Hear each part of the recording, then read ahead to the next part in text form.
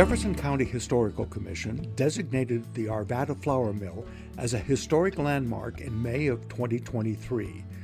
The mill was listed on the National Register of Historic Places in 1975.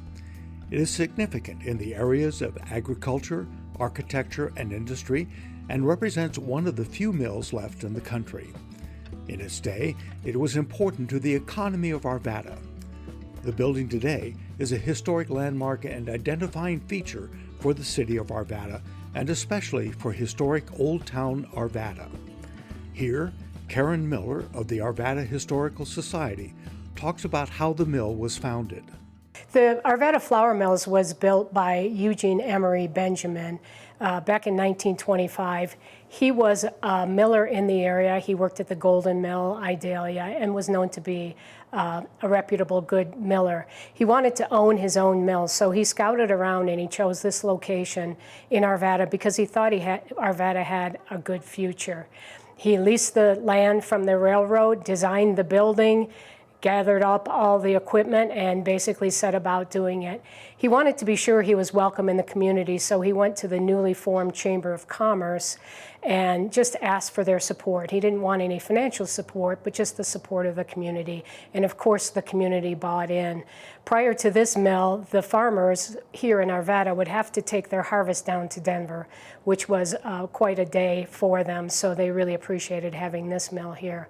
The mill was completed and opened in April 1926 and produced at max 200 pounds of flour an hour.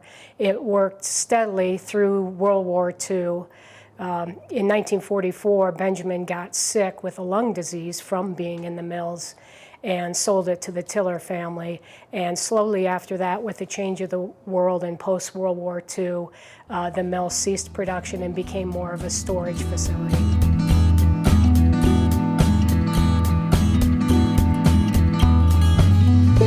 One of the fun stories about the mill is that when Mr. Benjamin and his brother-in-law and a few other men were digging out the basement of the building, his wife was at home dressing 2 chickens for dinner.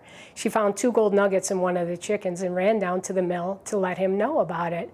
Word went out in town that the gold nuggets were actually found in the basement, and the next day everybody in town showed up with a shovel to help dig out that basement. Frank Tiller owned the mill until 1977, when it was donated to the Arvada Historical Society. From 1978 to 1980, many volunteers worked on restoring the mill. The mill was repainted and repairs were made to the ceiling, walls, floor, plumbing, and electrical wiring. The machinery was also restored.